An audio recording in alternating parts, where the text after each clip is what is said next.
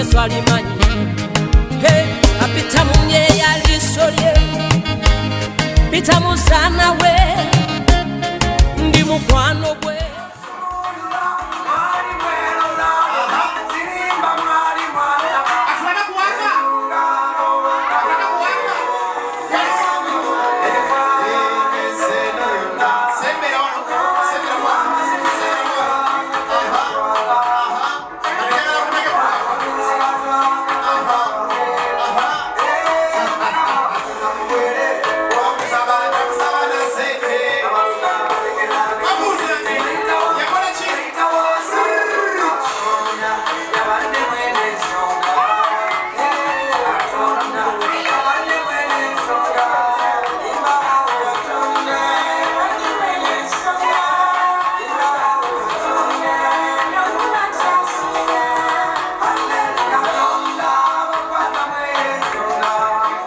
Ladies and gentlemen, right now I'm seeing the best man and the best.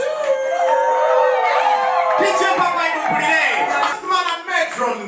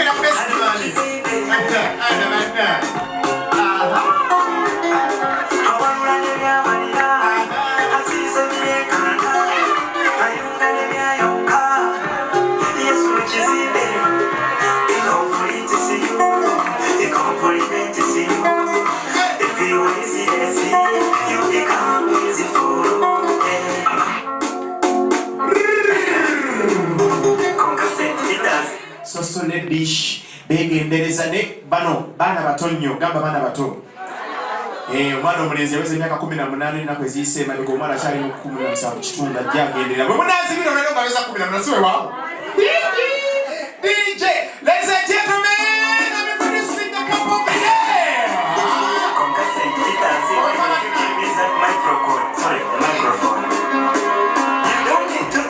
lama kwegendereza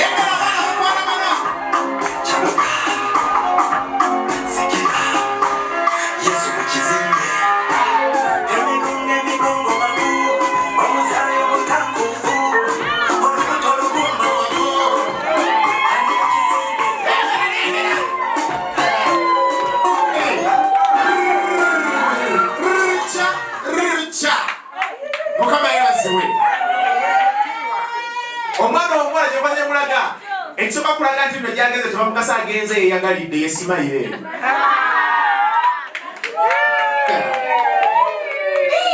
Ate omwana omulenzi muno ekiraga nti bino gyageze yabadde ayagala bwe bukakamu njagala otumira ku muntu ng'ogugogamba nyange nja kuddamu enkyapita. Ladies and gentlemen, right now njagala ogenda ku kidabo naye bakama bange nsaba okunsasira n'okunsonyiira ebino byange wano bemulabye no maaso simanyi ngeri ki gye bayiseewo nange nekanze baleera naye ekirungi tebamenya enzigi zaffe naye mbadde nsaba tutuukemu naye ku kisumuluzo kuwankaaki munna ababuuza ebibuuzo byabwe bayiseewa sibamanyi among of you is there someone knowing me sembera okwata ekisumuluzo asooka bannange omulenzi nga yakadde nnyo leero abalenzi abaludde by'omulenzi njagala mpere kalulu kammwe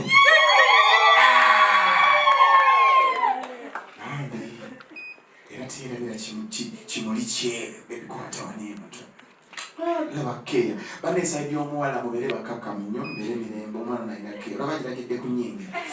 Ladies and gentlemen, tugenda okubala nazikuno nga tubali mu 2 3 nnyo bajja 3 2 1 naye kati munange twalokoka tubala bitabo bya Bayibuli ebyengi mukama yesu.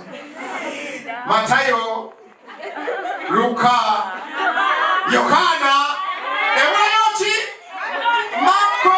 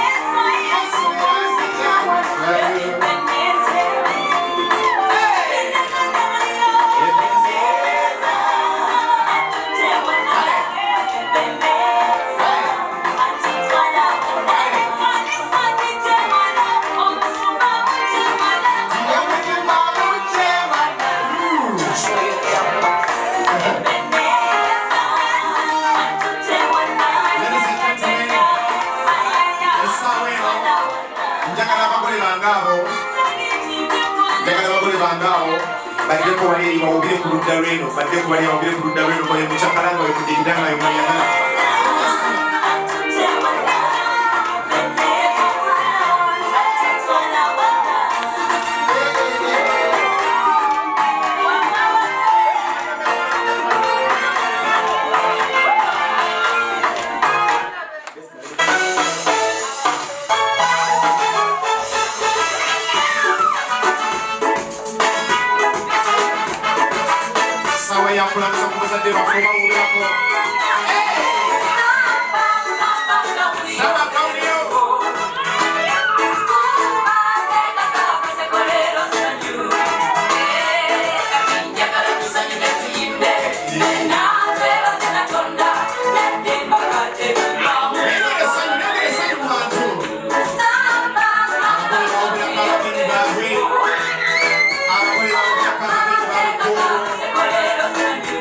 Yeah.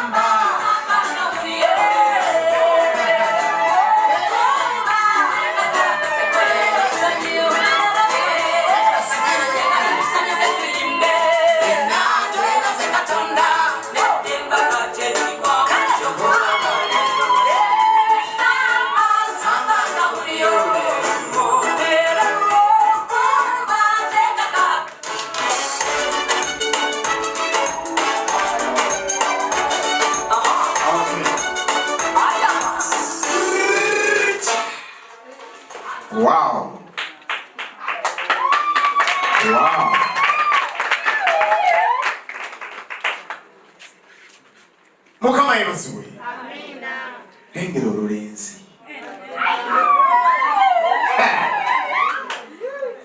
lengera omwana omuwala ddala kito tubadde kumpi ne Katonda si weewaawo nina munnange gwenda Mukama tumugize ekitiibwa. Haleluya. Ladies and gentlemen, tugenda kussaamu ekitiibwa obukulembeze mukulisa ebyomasa muntwale mutulube ebyo Wangale Ssaabasajja.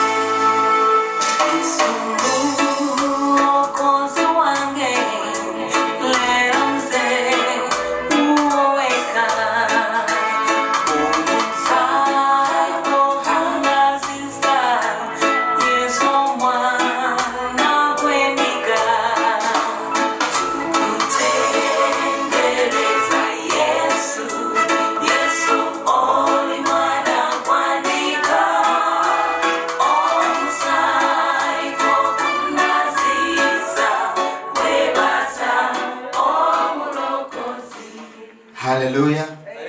Mukama waffe Yesu Kristo azasi yebazibwe tumukubireko engalo ez'amaanyi Katonda oyo atuulira Katonda si weewaawo.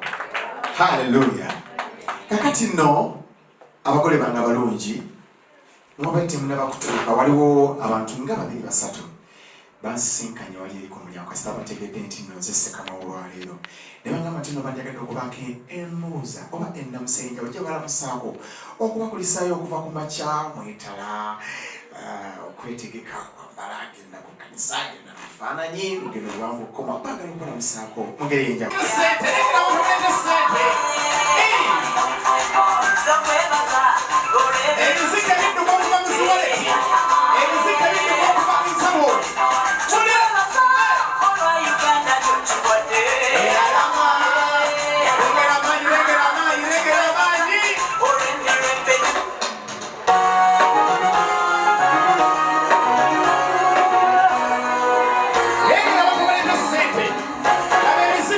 Wallet.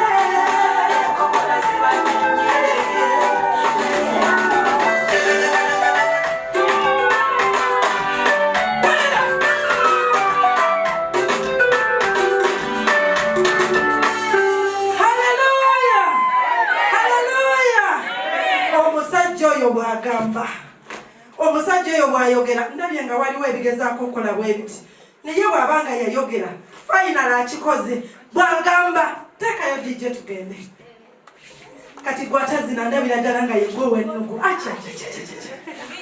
wulira omuziki oyo bamuyise manyinaze getuli mirembe bireke engalo ez'amaanyi mwebale kulabika bulungi mwebale kujja ekyamazima mukama nkikoze ndabye nga omulaba agezaako okulwana ndabye nga waliwo ebigezaako okugira naye mukama akikoze banaye mwebale kuwagira abagole baffe mwebale kujja ndoza kulimbo lwennyini abagole baffe tugenda kuddaala eri waggulu amanya Gertrude Mirembe ndi sisita omuyimbi ayitibwa Chris Evans Kawesi naye nze mpeereza Katonda kyekyenjawulo amiina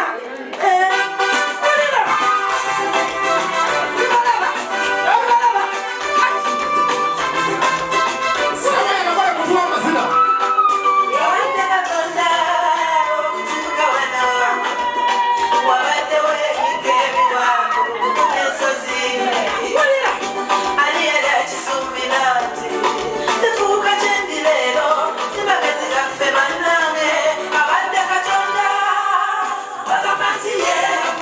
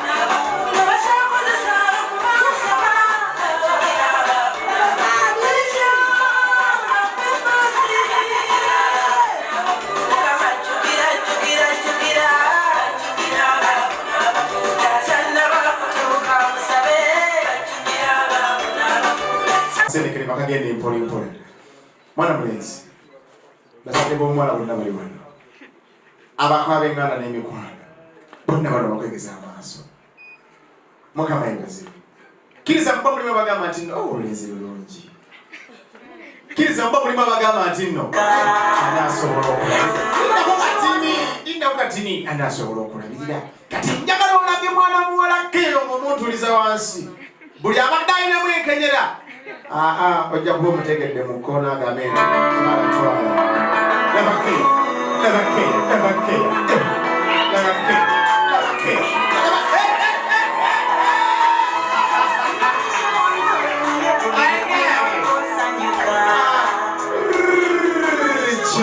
omuntu omwegereza ng'agenda okwatika bannange kakati no munnange ffenno tuli basajja twamanyira ebintu by'okutoma n'okweyinya ayiyengeri gy'otuula jabulijjo abasajja tuli bakozi mukama yeebazibwe banne ebino bya mukolo tosanga mukonda n'otega n'okuba engolo okay basaba ne bannyabo obuziba biseera birala njagala okwaniriza mukama wange atatwali mukiddako speed. Ladies and gentlemen, Sabi Mamumpero Mudigi da Sembere Pola.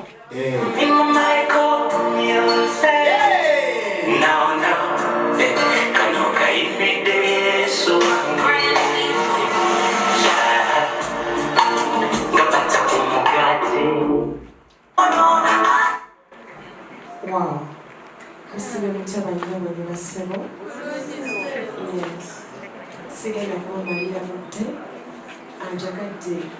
Kubanga kino tekyandibaddewo singa oboya osibadde wano n'abagole bano njagala okwebaza Katonda abamwami n'omukyala Nsubuga amannya gange nze Blessed Charles nsalira PCC Kasubi omusumba wange Dr. Joseph Ssemwanga ndi mutegesi wa mikolo ekya buli kika kasita bitabalonde odetteru no n'abalongo tetubalabya awo tetukwatayo naye bisigadde pati embaga kwanjula abagole bano bansanga ku online ne banneesigisa omukolo guno ne bampanga ssente nga tebamanyi nga tebandabangako naye baatuuse mu Uganda baakubye essimu zange wedda kweziri era leero kino kiragira ddala nti ssimu wedda kweziri ebibadde biringa ebiganyi ffenno tumanyi ti sitaani akimanyi nti ababiri basinga era ali mu kusesema kati afeesa ennimi zonna zituuyanye omusaayi gutonnya tuwangudde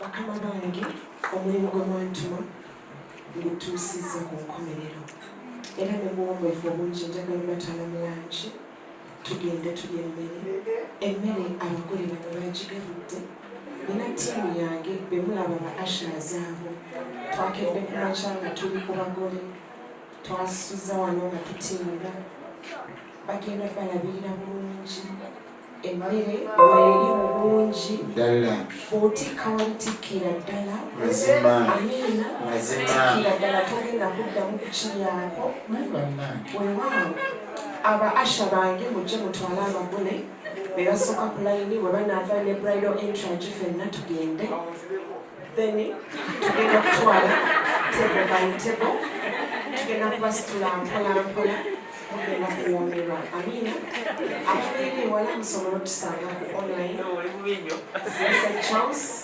BGP events bw'otunula ku tebo kwoli kuliko kafulaya kaffe ako kange n'ennamba eziriko zange kano mukalaba osobola okatwala koyinza okuba gwe mugole addako amiina katondola musumba waffe Pastor Nelson Luzinda ate nawali maama wala nnyo okujja ate maama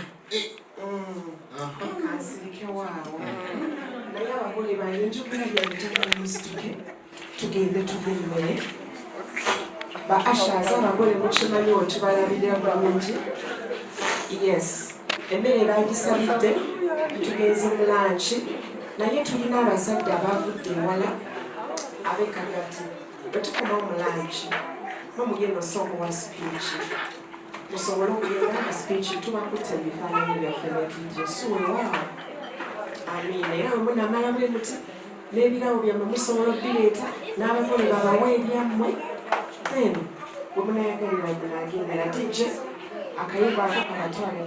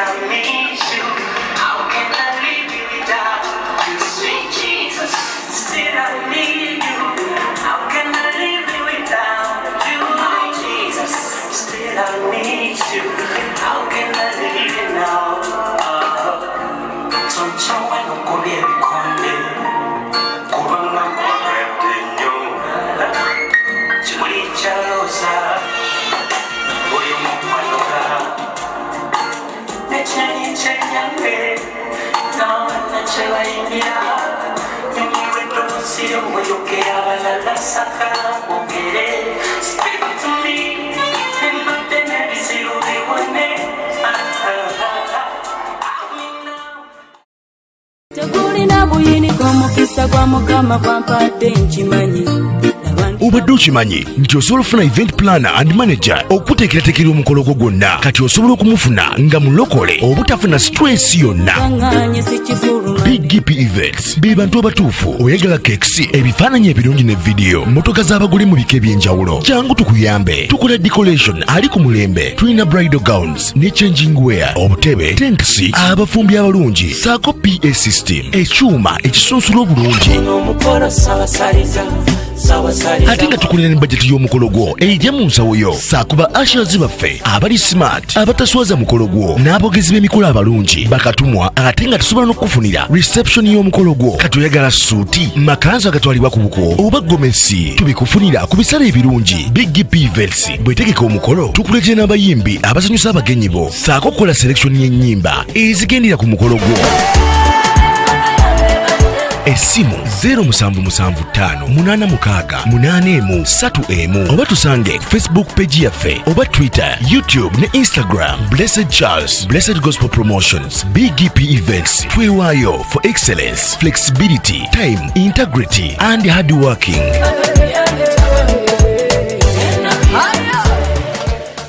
Big GP Events. Likinga, subscribinga, oba ogoberere era yanirize n'omulala.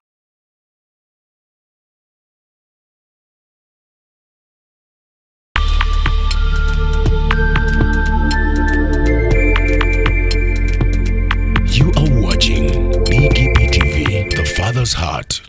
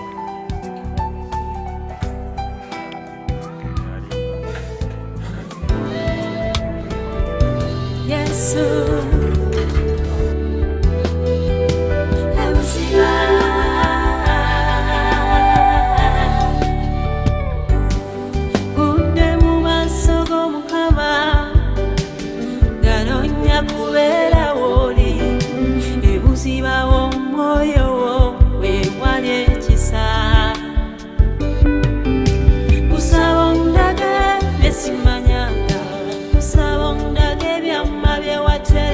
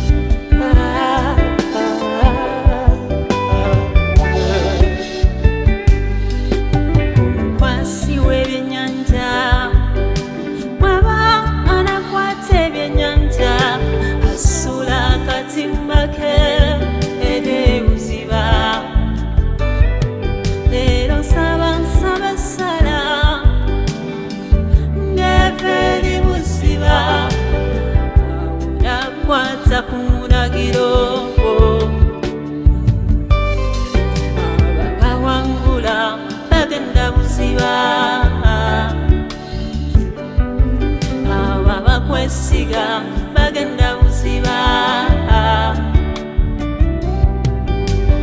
awuratuka mu maso g'omukama empangula ebuziba Yesu ebuziba w'ennyanja twala ebuziba Yesu ebuziba w'ennyanja Yesu ebuziba twala ebuziba w'omwoyo teniwanga w'omukama kusaba tovanga wendi era bwe bakuyita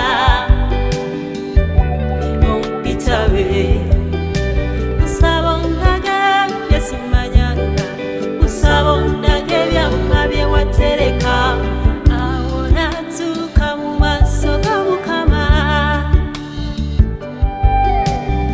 awo natuuka mu maaso go awo natuuka mu maaso g'Omukama empangula ebuziba Yesu ebuziba w'ennyanja twala ebuziba Yesu ebuziba w'ennyanja Yesu ebuziba twala ebuziba w'omwoyo twala ebuziba tiriraranya ebuziba w'ennyanja twala mukubeera ebuziba twala ebuziba w'ennyanja Yesu ebuziba twala ebuziba w'omwoyo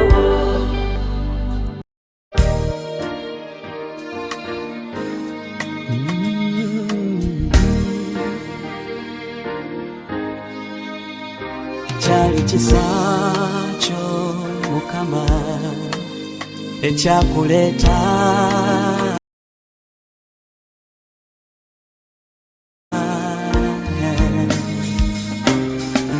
wanjagalako ki nze yali omulimba tasaanidde wanjagalako ki Mukama nzalinga mukoka wanzuulamu ki nze yali omubbi omunnanfuusi bw'omwana wa kabaka n'oleka ebitiibwa n'ojja onfiirira bwentyo nakomerera ku muti guli gwe weesimbira ku lusozi lwe wabumba ne nkusalira ogw'okufa kitange mu busirusiru obwange Mukama mwe wansonyiira nali ngwanira kufa taata omukwano gw'omungi gwampalulayo nawalulwa nze sirimba nali wakufa bange sente nandizijjewa nsasule banje lyali limanjibwa nasaasirwa nze obalyawo nandibadde nafadda mukwano nsiima olw'ekyo kye wankolera nawalulwa nze sirimba nali wakufa bange sente nandizijjewa nsasule banje lyali limanjibwa nasaasirwa nze obalyawo nandibadde nafadda mukwano nsiima olw'ekyo kye wankolera nsiima nnyo omusango gwali gwange nsiima nakuyisa bubi bwe wakyala ne nkugoba kale weewaayo n'ojja ku lwange ne nkugaana kati mbuuza kye wanjagalako nze atakwaniriza omusango gw'okufa ogwo gwali ku mutwe gwange naye Mukama n'onsasulira ebbanja lye nali sisuubira nawalulwa nze sirimba nali wakufa bange sente nandizijjewa nsasule banje lyali limanjibwa nasaasirwa nze obalyawo nandibadde olw'ekyo kye wankolera Mukama wammanya nga sinazaalibwa nsasira nzijjewa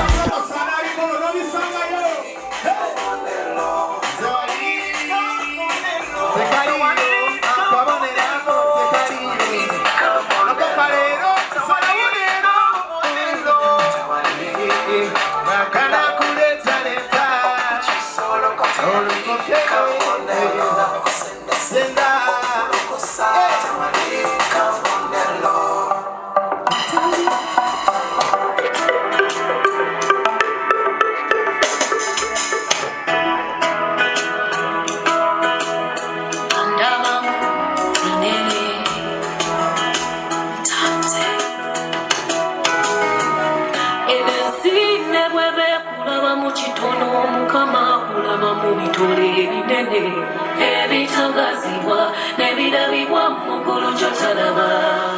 bigende ebisindikibwa biraba bibyokuwa watali kuvuganya bigende ebitangazibwa ebirabibwa mukulu kyotalaba bigende omukama guliyasomwega okulaba ngekitagasa naye mukama kulaba mubona kwafera olibera otamye mupologoma esirumenya mawala esirikusiba olibera kunyanja watayitika kulaba mukama likoleteka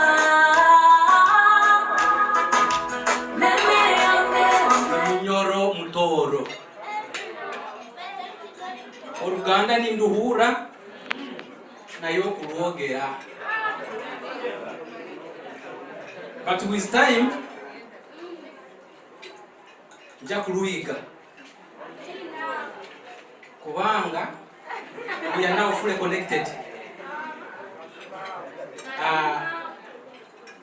Yimiridde wano nze taata w'omwana Kemikisa Harriet, ono ye maama we. Nzize okubasomera ebbaluwa evuddeeyo mu famire ye ekugamba eti Town Council Nyamasaza ya Kagadi oba Kagadi district obukama bwa Bunyoro Kingdom ebiro by'okwezi 17 okwezi okwa mukaaga omwaka gwe 2023 ebbaluwa yeyise mwana nitusiima muno Ruhanga ayatuhaire ekisembo ky'omwana waitu omugonzebwa muno beloved daughter Kemikisa Harriet Abwoli. We have a culture in Bunyoro. Abaana rundi abantu ba Bunyoro tugira empaako ekitweta pet names empaako. So Kemikisa Harriet is Abwoli. Omwana ono Kemikisa Harriet akasoma kandi yamara O level kandi ebiroto byokusoma bitakangira hakyabine habwokuba sinzisiru yange akyali muto muhara waitu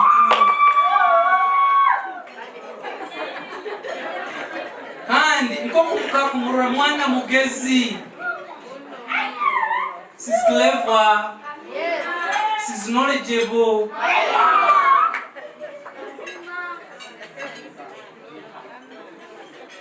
Kandi ekindi ekikuru muno mwana mulokole kandi muhereza mu kanisa omuherezo bwawukaine. She's born again. And in church she serves in different capacities. Obo muteka hano afitingaho, obo muteka hali afitingaho. She's multi-purpose. Kemikisa Harriet Abwoli omukurorogo. Mwana mwekambi, she's hard working. Omukukora emirimo eyengalo kandi musubuzi. Business acumen is embedded in her. So it is upon all to scoop it out of her. Akakikozesa kikabatwara mu prosperity. Tamanyire bya church byonka ne bya heru ye kanisa nabyo nabimanya. Ekika rundi clan mu Buganda mulina ebika naffe Bunyoro tulina ebika. Oyo Kemikisa Harriet gwe mulaba mwana mufuma mbogo. Yes, yedira mbogo. Embogo is her totem. Ewaffe tuguyita omuziro. Obe Buganda muguyita mutya? Mukiyita mutya? omuziro ya mama wono gwe mulaba muchwezi simanyi mu Buganda abachwezi balimu mama we muchwezi omuziro gwe ente entimba spotted cow entimba Kemikisa hali yetono gwe mulaba mu family mwavu family nene but a few by representing a family eri Kemikisa hali yetaina Buganda abandi ini Kagadi Hoima Masindi hanu mu Buganda Kampala hanu Natoro districts obwali banayenda okubungira habo Uganda bayiraba mutuyambe mutali muhakana tukibasabire aina bo Uganda be bayingi arejagana turora kandi nayo turejagana tubarora obutumwa kurugo muri twabazayiro tukijja kubalekera tuli bakazi tuli n'abasajja abarokole family twikiririzo muri Yesu Kristo obutumwa tinja kugwanjura kyonka muragenda mwesomereyo go and read in the book of Psalms chapter 128 okay na Zaburi Psalms 127 leka eyo ni yebe tu eraba guidinga mu buli kintu kyone kimu kukora okay nitumanya institution mutahire is a complicated institution. There are so many ups and downs, and by hook or crook you have to meet them. No kiraba kiki baija kubisangamu. But in Runyoro we have a proverb that says atahire kibira tatina bikonoka. That once you enter the forest, be ready to encounter everything. You have not to fear. Okay? So this institution is a complicated institution. It needs intelligent people, logical, with the guidance and help from above. What do I mean? Nambe had the other supernatural being called the God, not Satan. I mean the greatest. So, ekibita bubinu bibegeni bibagaidinga. Oharazoka muga obutabango ko bono mu family. You two people musokege mu ikale mu bugonjole. You sort out issues. Where you have not agreed, please settle amicably and solve each and everything. Obirabaga bibagumirire. You refer them to church. Ekanisa roho. Tugira constitution eitueta Bible. The Bible can correct you. The Bible can guide you. Emiaka yanyu imulimu hati muakura. Mulitata na mama. Let me prophesy. Ekitinisa ekimfunire today. Please mukirinde. Okay? Mwekonyezeke kanisa. Okirabaga kietagisize maybe a few aboruganda nabo kanikamwi tinku kietagire nti then kijulize ababunyoro. It should not be a battleground. The vows you have vowed today muzirinde. Tutegereza ngaine. We wish you peace, blessings, prosperity. Muzale, muale.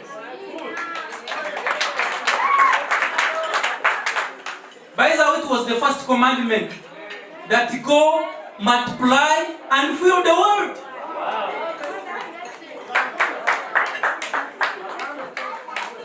We are celebrating that cardinal aim today. Nicho tukujaguliza hano, nicho kitulesera hano. Bino ebindi ebyokulya bino, any other business. Ebigenderawo, mugamba ebigenderako oba ebigenderawo. Okay. After all, the point has reached home. Kiniko. Nsigaire ndi Busobozi Joseph. Erene baruha kuchakireka mukisome mugani mwejukiza okuterera kwange. Ebintu ebimu, you can refer to me, my telephone number eroho. Telephone number ya grandfather is also Pastor Kisembo Julius. Nayo eroho.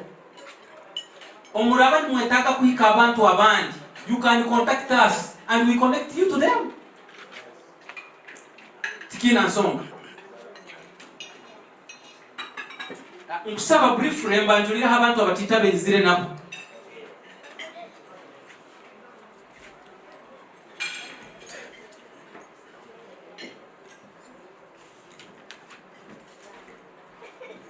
Kemikisa Harriet ainaho ba anti be hanu.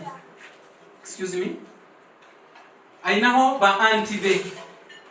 Koko mukaku murora ali mwana waitu murungi na ba mama bembano hanu bali hanu. Bakikirire abaingi abasigaire yo. Stand up for Obuniso, babaruleho kataito. Muleme kubatere nkona. Niba abo. Kemikisa Harriet ainaho banyanya. Mubaita banyinaze. Banyinaze. Abo bona ngo kubakaliya mubahubira akajambo.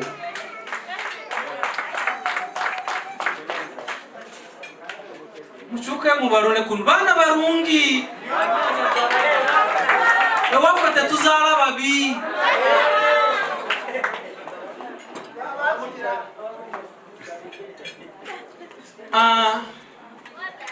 Tuinaho mama waitu akutuzara alinkajaja empako yiniwe adieri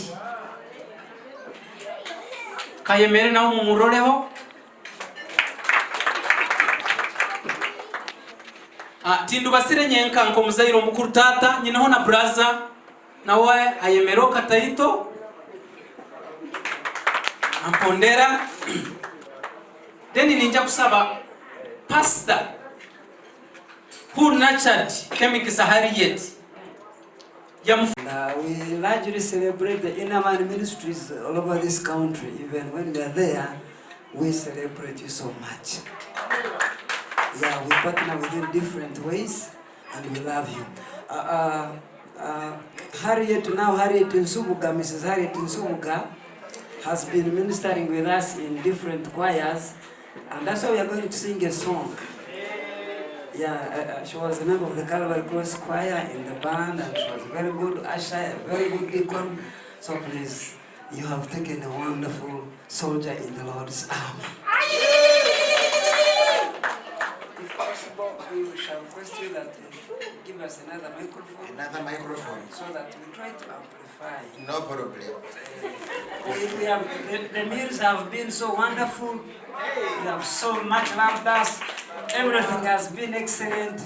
And when we go back to Kagadi, we shall testify. And we will prophesy and declare God's blessings to multiply upon your marriage in the name of Jesus. We love you, we have always loved you, and we shall continue to love you. In the name of Jesus.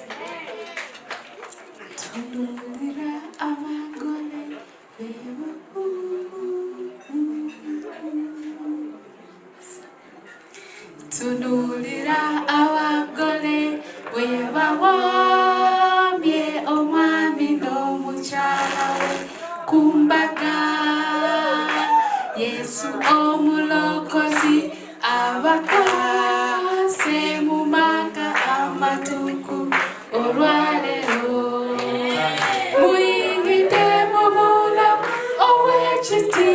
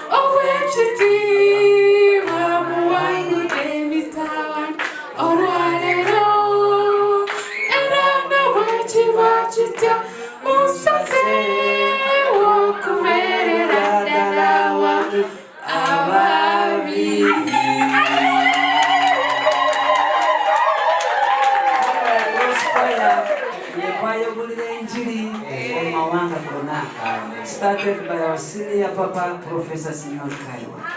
God bless you so much. We have not come in uniform, but we always minister in uniform. We are very sorry. You read the very smart and colors. Yes, thank you very much, sir. Hey, no, Mukama yebasu. Ati Uganda okulinda kuba kulinda nti kijje. Naye ene waffe gye batuzaala okulinda kitegeeza kubikuuma. Tulifenna kati tanda wagambye nti mubirinde abatategeeza ati nno balikuume. Mukama yebasibwe ebirayiro bakuli olwaleero. Tanda nakala bagambye nti nno abantu abatiito oba abatiito bazze nabo olwaleero. Tategeeza nti nno abantu abato. Wabula abantu abatono bayise nabo. Not in size nganze naye mu nnamba. Kanali solo dondo gokugunula. Mukama ndowooze ko mutulu beeyo. Mukama yebaziwe. Hallelujah. Tata wanga tuleze abaana abokola nabo bulenzi bazaala kituufu balungi nnyo si weewaawo. Kati ne wabaawo ono omusajja ono abadde ambuuza ekibuuzo. Temanyi abesingo. Dinda wono senga ku mutala maddu. Otandike naawe okulu. Ladies and gentlemen. Senyuma mpo mudigido njagala tokwaniriza taata waffe mu mwoyo abeko ekigambo kyakisirayo akola kamubiri bisaka leero mundange etegedde etteeka erisooka mu bayibuli yasanga n'amanya n'ekirala tuyenze ebyo taata waffe tumukubireko engalo ez'amaanyi nga bw'asembera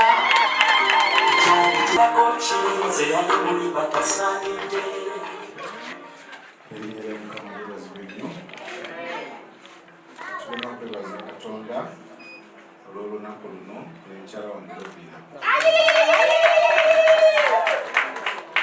Nasanyuka olunaku lwe nasisinkana ne mukulu Nsubuga olunaku olusooka. Abagole bazze, simanyi bagole ba bulijjo. Mubuuza gwani bwe yanneyanjulira n'aŋŋamba nze Kenneth Nsubuga mutabani w'omwami Henry Kizito muzzukulu wa Susani Nkanji nimuga kiki kyotegeeza kubanga nga gwayogerako Susani Nkanji ye taata waffe atuzaalira ani nga gwayogerako Henry Kizito ye mukulu wa mukyala wange mu maama naani kali tuli mbiti bibiri mwami Nsubuga natoddomi wange ddala otegereke nange nti mu maama ne taata azaala taata Nsubuga yazaala mukyala Robina Mukama akulumizibwe nnyo kakati ate nabeera nga memba waffe kubanga ekkanisa ya UCC erina ababeerawo abatuddewo naye buli kyebulira kiba kikasukibwa ku mukutu wabweru emitala w'amayanja buli kibulirwawo kakati nga ekkanisa nene nnyo ey'abantu abali ku mukutu abali wabweru kakati nga ate abadde memba waffe ng'alya mu kisibo kya UCC ye ne mukyala we mu buweereza obwa UCC kati awo ekyobukola kivaawo ate n'afuuka ndiga Mukama agulumizibwe nnyo so sirema kusanyusibwa bwe mbeera nga ndi ku mukolo nga guno actually ndwawo nnyo okubeera ku reception kintwalira emyaka mingi zetinakoma ku kyaki olwokuba olumu mba nga ssebangi n'enkoowa naye nga tekyebeereka Mukama agulumizibwe nnyo nga mukolo gwaffe mutabani wange byomwoyo mukoddomi wange mpa omukyala kuganga nsonga nkulu nnyo Mukama agulumizibwe tubayozaayoza olwa Katonda kyabatuusizzaako kyemmanyi kiri kimu nti mulina obumu era mugenda kutuuka ku bintu eby'amaanyi bingi olw'okuba nti mulina obumu emitima gyammwe gyayongwamu nnyo nga supagulu nzikiriza nti mugenda kutuuka ku bintu ebikulu bingi nnyo mugenda gaggawala nnyo nno bantu mmwe so nga tene bimwakakolako era olw'obumu bwammwe si bitono Mukama yebazibwe nnyo so twebaza Katonda tusaba atuukirize ebirooto byammwe byonna agaziye ensalosalo zammwe mu linnya erisinga amaanyi erya Yesu sengawo kakubuuzeeko kubanga titujja kudda engalo zasinga bannange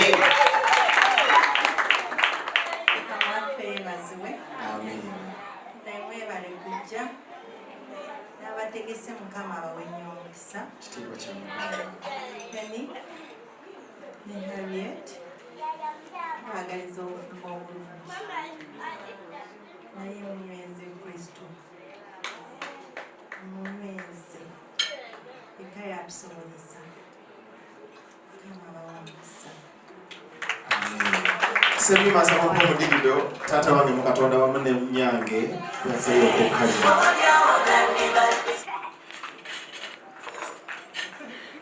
Right now njagala Sebima wange ono mpo mudigido tekera oluyimba oluleeta abakadde. Mukama yebazibwe tuyanza nnyo tata mu mwoyo awamu ne maama. Gabula sokulaba Christmas naye maama Mukama padde omukisateni weebale munna kati maama nali mujjeewo. Naye mama buli tenange kunoonya okulabako olwana lulenzi omukulu bampe omudigido gw'abakadde bange ajje mpolampola.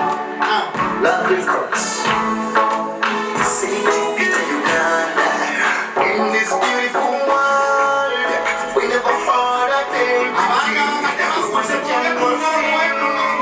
nothing seemed to be working. God brought us closer, close to the mirror.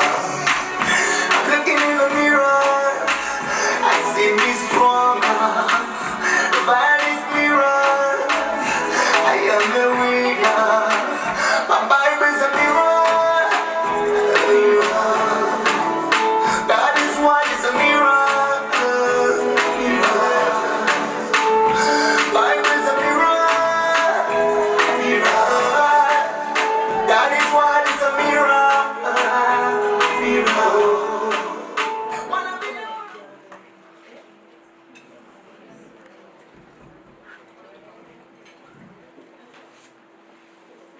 Abooluganda Mukama yeebazibwe. Bannange tubalamusizza mwebala okujja ku mukolo gw'omwana waffe.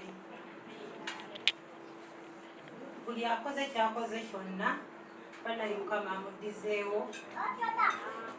N'akoze omulimu gw'okusabira essaala naye akoze omulimu gw'amaanyi nnyo omukolo gwa Nsuuga gubeerawo. Bannange taata awadde anyumya kyalina abaana abalungi bangi nnyo. Nange nno gw'okuzaala nagukola. Abatunula eno mmeze eyo yonna bava mu nda yange.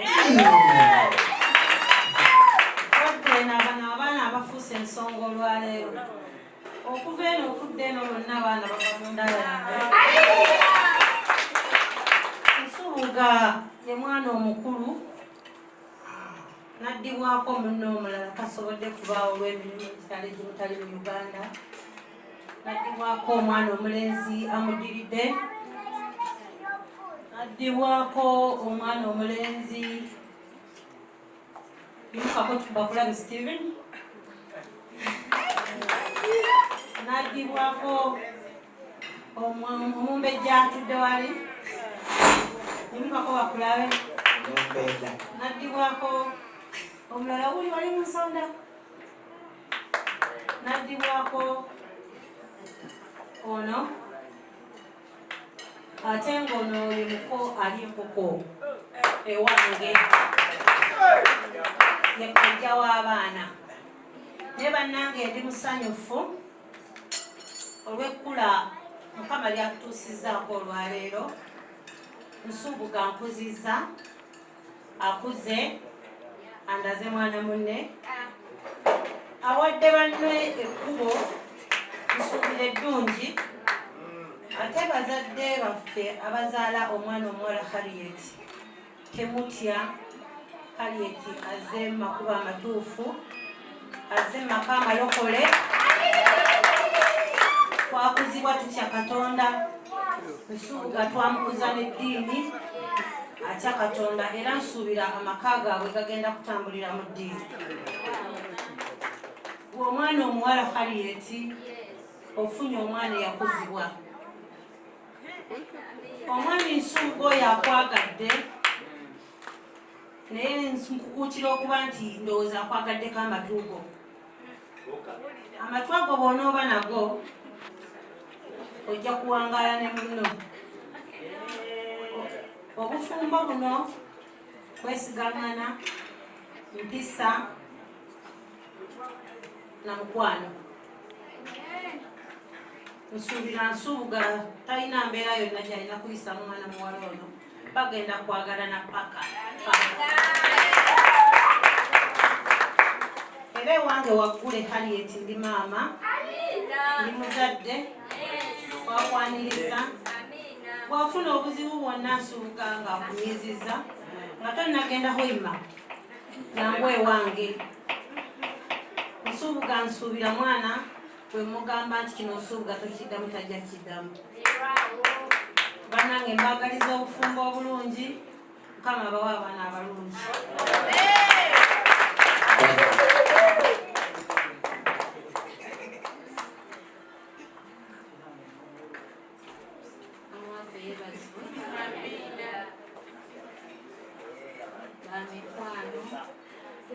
Mwebale okujja omukolo gwa mutabani waffe muwala waffe, mwebale kutwagala.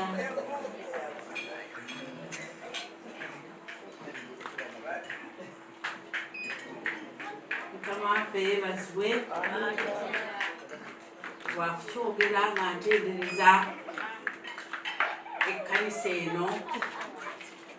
Bannange nange nensobola okwogera nti Mukama waffe yagire ki olw'ebikuuno byatugize eki nga sinnagenda wala. Nsooka okwebaza omusumba ssebo ge maaso gange agasoose okukulabako, naye bwadde obuulira abafumbo mu kkanisa wayogedde ebigambo ebirungi ebizimba abafumbo. Kenneth mwana wange mbawulidde omusumba oyo ng'ebigambo ebyabyogera weebale nnyo, bajja kubinyumirako ate batwale obufumbo bwabwe mu maaso. Nze nayogera nammwe, nze Margaret Nanyanzi ate Ssenyondo kuba ndi mukyala mukulu nteekwa okufumbirwa. Bwe mpulidde nga omwana wange ono nze muzaala ng'avuddemu ebirungi ekkula erintuusizza mu kkanisa ya bakrisaayo balokole. Nze no ndi mukazi mukatuliki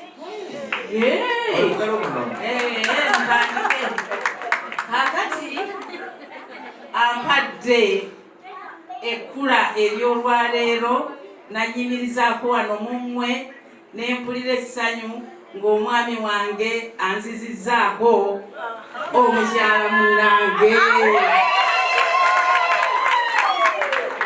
Nga nno maama bw'agambye nti yakwagaddeko amatu ago munnange nange ngaagalira ddala genyongera okukaatiriza owulirize omwami waffe. Bw'otoowulire mwami waffe ebyo nga bikulemi. Ensonga enkulu, omwami kyekintu ekikulu mu maka, olyokozzeeko ebirala. Mujja kuzaala abaana ate muzaale n'abalongo. Njagala mufumbe nganze bwe nfumbye wa mwami Ssenyondo, nze naakawezaayo emyaka 45 kyakumbagana. Kakati nange byenjagala mumpite ku jubiri, mwe mugenda okukola jubiri eyange.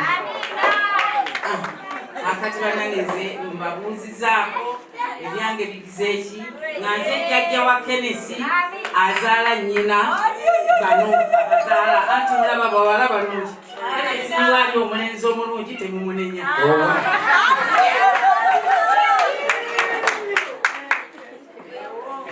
Sebima bambaka yimba bakadde bange badde bakalire.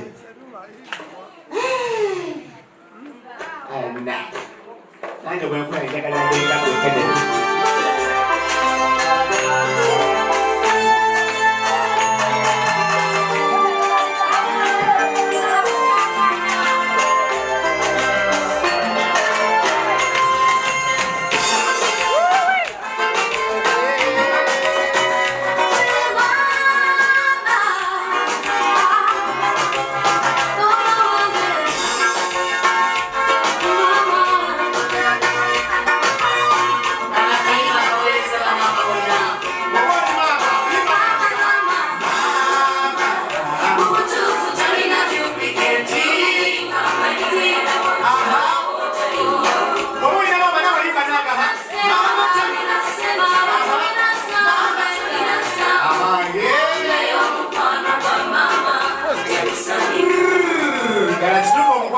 tekusandika aina dala babere kapola tekusandika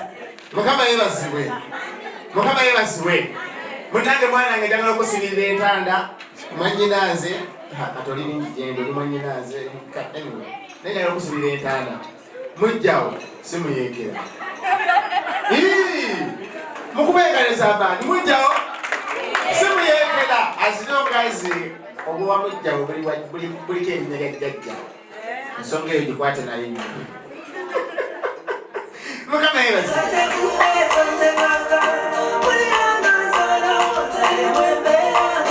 oluliro kulabagole bamekukyusa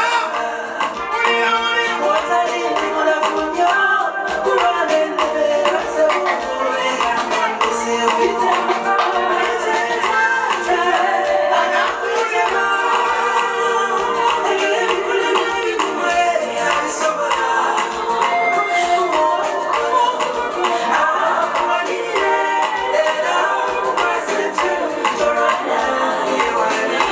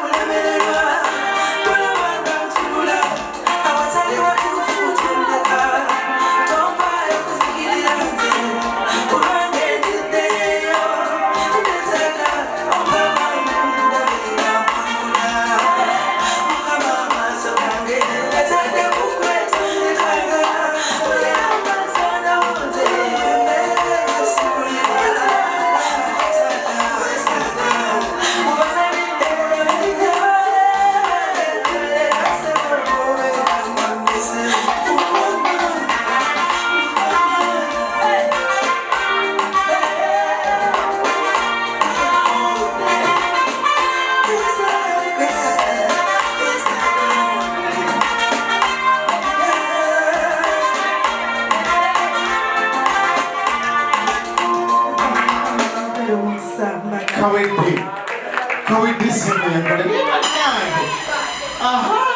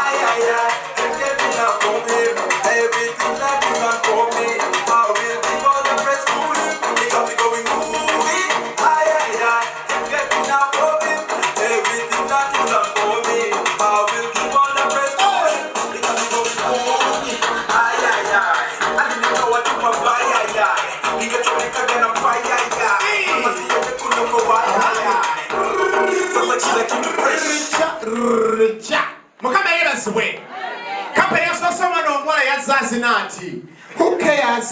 Yesu wali ngomulezi naye agamba I'm here. Kapezeko omwana omulezi yalabika abeera mu kwaya abadde ba mwana mutuukirivu nnyera abaana bano bakyali singo yalimu omulamu etandaba kuwonooneka Busman and Metro. Wow. Naye bannange I wish you can see what I'm seeing. I'm seeing something like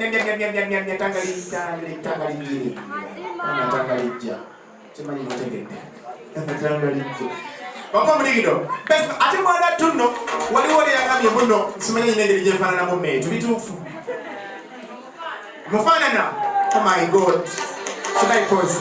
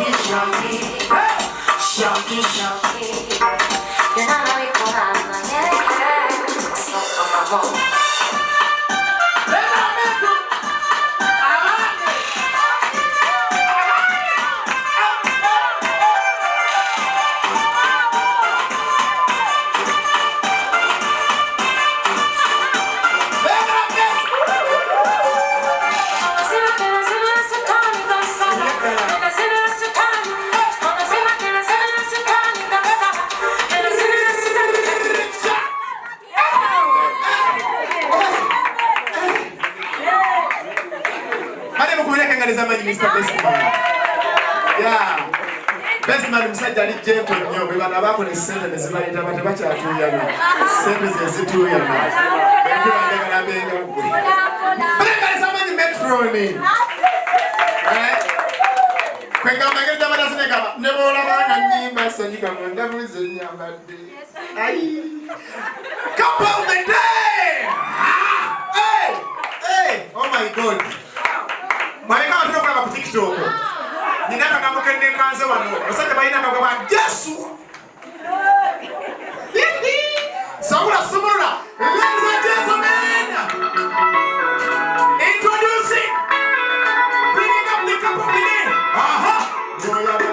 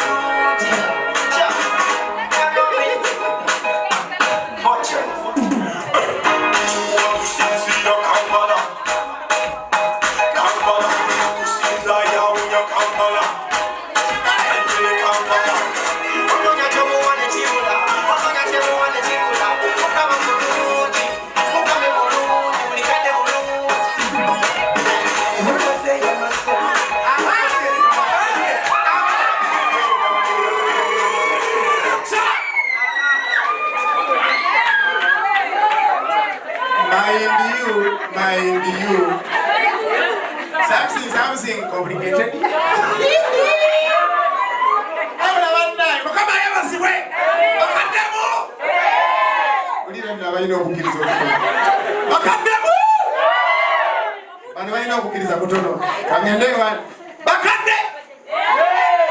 Hallelujah.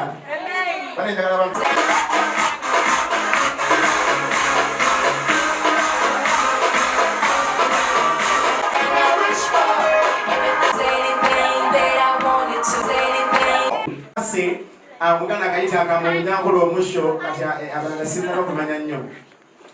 Ladies and gentlemen, nabagambye ennazi kuno nga tubale mu 23 nyumanya 23 nemu naye nga tusome tubala ebitabo bya Bayibuli. Tugenda kubalabalika mu bbanga. Matayo n'awanika, Luka n'akkiriza wansi, Yokaana n'asembeza nnyo, abande Mako.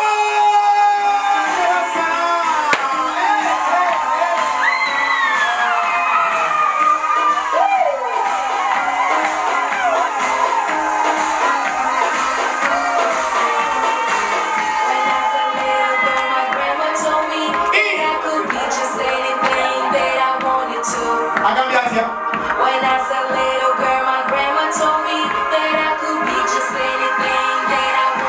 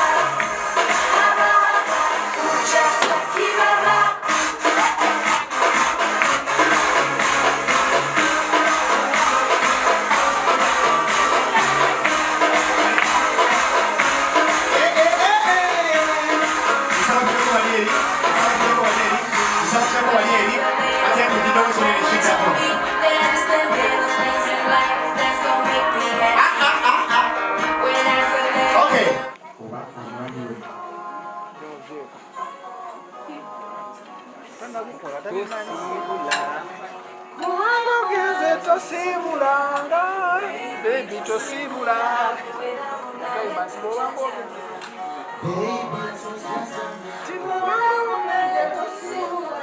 Nenga omwana w'empisa balisaidi omulenzi mukubengalo tebubala kulagira nti kera kutaka banaimwe bali kuza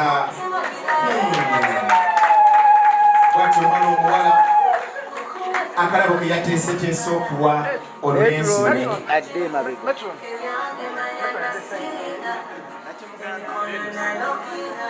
Metroni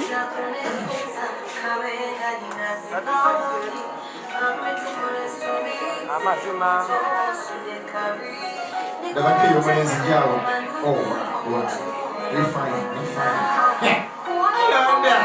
labye ekimubuga enyuma omulenzi bagenda kukolesa naye abuuza are you fine?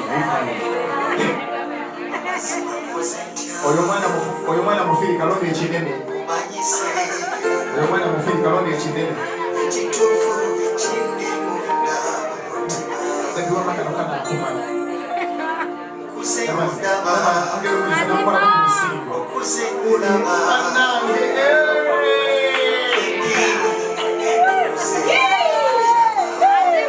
tumira kubanga abasinga nze olugugo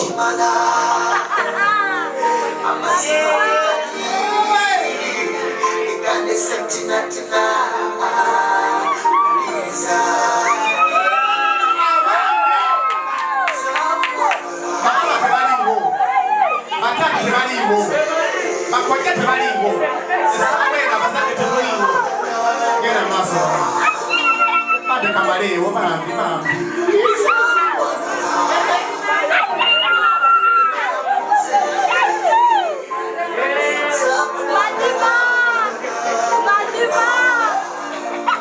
omwana omuwala oluvannyuma akwatira ekyokunywa bannange terimotuga sibamamulisiza Dada.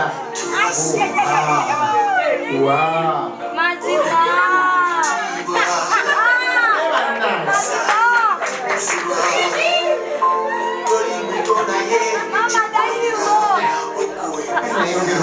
Olugendo lubadde luwanvu okumakumaca tugenze mugumuli tuweza omumiro nanyina enfazi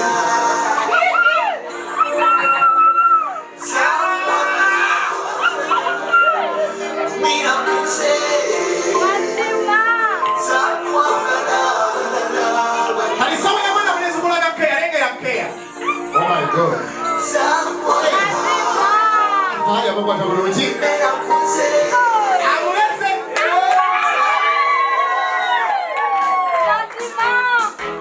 Adani afya. Owona ali wano.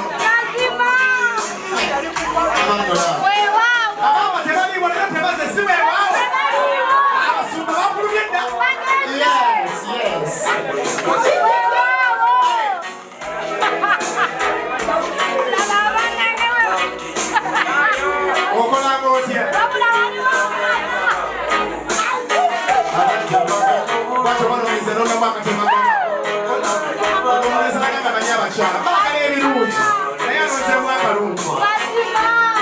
Family yako nawe nenda nakuse family yako kale kanye atenda kuruo ya nawe rata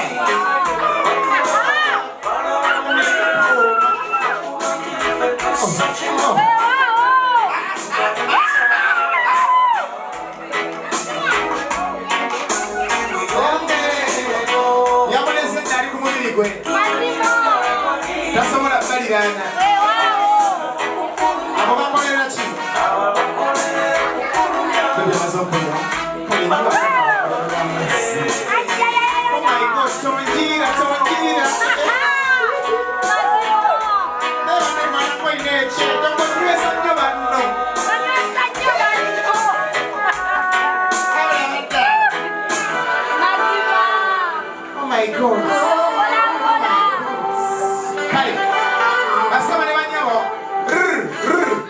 Basema nebanya bamundize glasi ye. Aha. Nobody mundize glasi ye.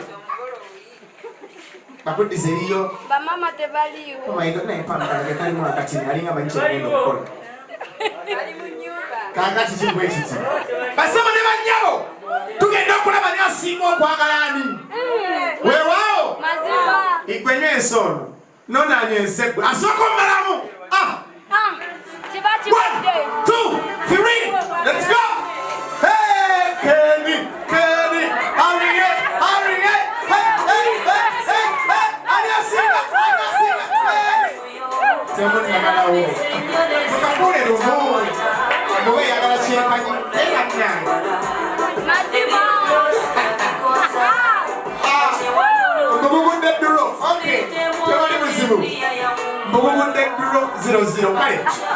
Abagole bakwase ekyokulya babakwase ekyokulya abagole bange tugenda tugabula abazadde weewaawo.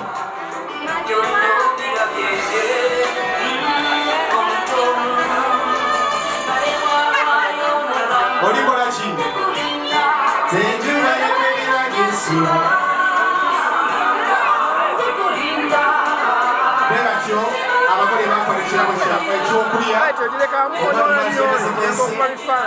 bakitwala eri abazadde abazaala omwana omuwala. Bwatyo omwana omuwala yakankana wansi agabule abazadde. Yakankana wansi n'agabula abazadde.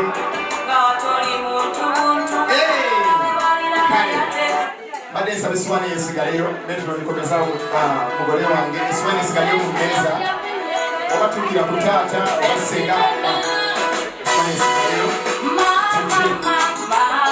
bwebati abagole bakola ekyokulya obatwala eri abazadde abazala obulomezi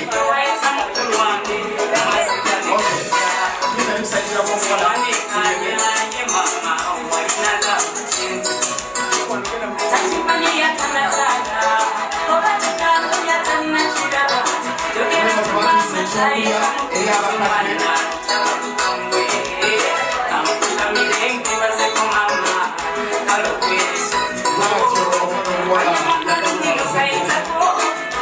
olunaku abazadde basanyuka banyumirwa.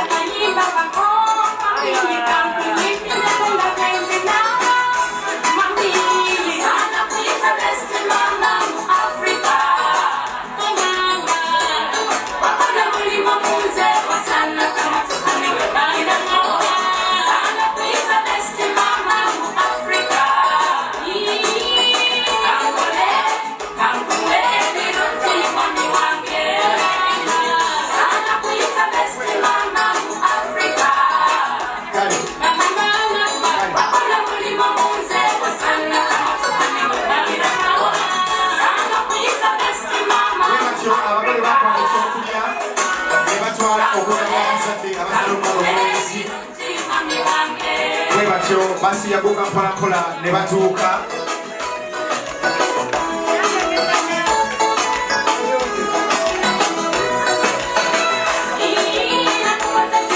Bwatyo omwana omuwala yatuukira wa mujja we bafumiddwa omwami n'agabula mujja we n'agabula n'abakadde.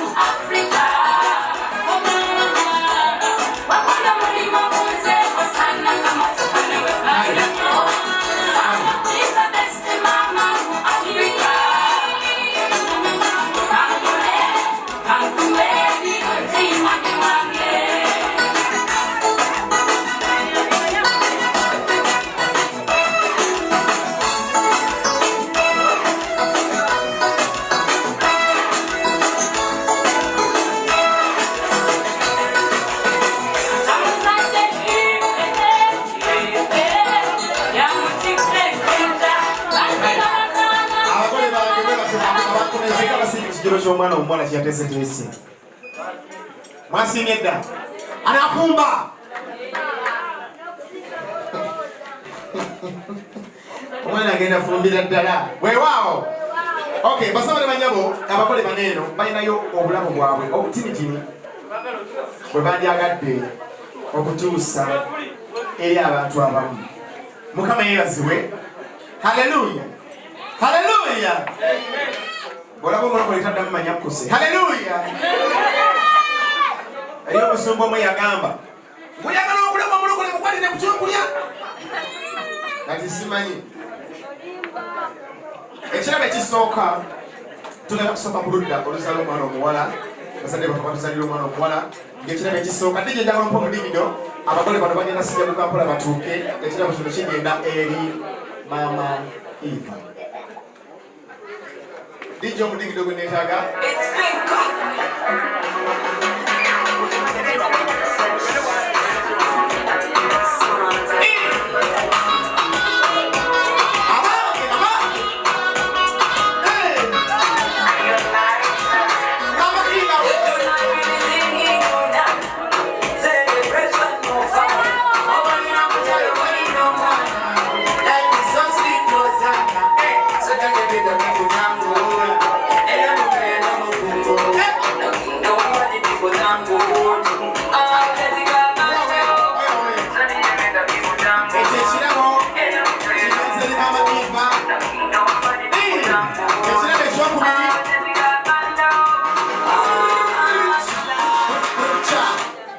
Ekirabo ekyokubiri kigenda eri taata Joseph Busobozi. Sumulula oba Busobozi. Thank you.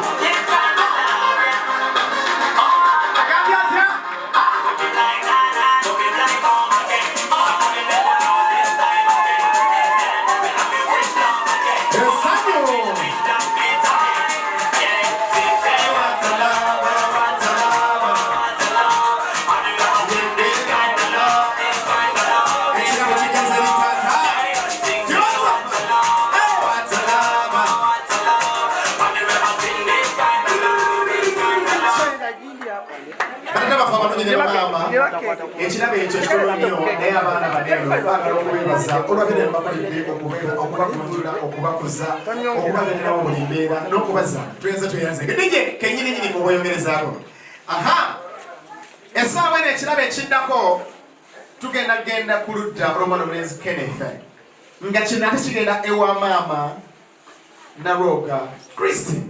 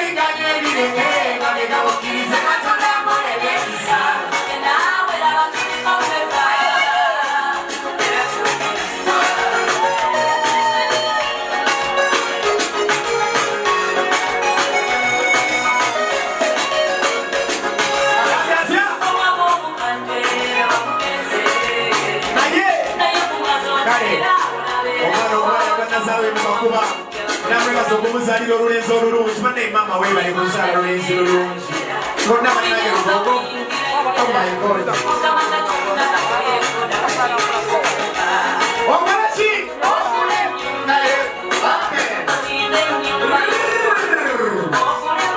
ekirabo ekiddako kigenda ewa jjajja Tulia, tulia,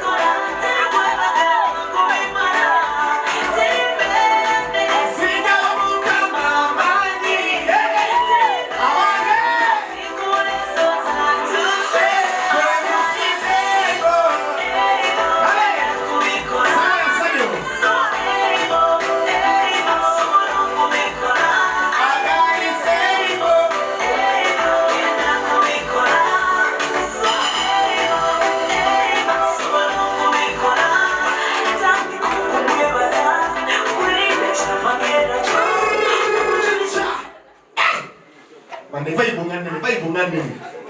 Bible ngandene mukama yebaziwe. Hallelujah. Amen. Makanga munyumirwa. Ebibiranga mukyali bato. Naye gwatuuze emyaka ekinaano kyakkiriza mukama akusasira. Ekikizima tusebayala. Basoma n'abanyabo ensaba tugenda mu kaseera atakalala akalungi. Abagali baffe bamaze okutuusa obulawo obutonotono naye nga tegujjudde omukwano okwagala n'okwebaza. Mukama yebaziwe. Essaawa eno tugendagenda naffe era abo naffe abatwagadde abagala tulaga omukwano naffe batutonereyo ku bulawo. Si weewaawo? Si weewaawo? Si weewaawo?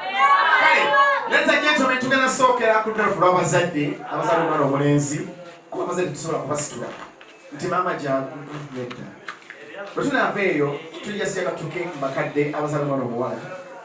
Bwe tunaamaliriza mikono gyaffe batujja tusaasira mutuleetereko. Not so. Not so. Okay, DJ tugenda eri abazadde abazaala omwana omulenzi.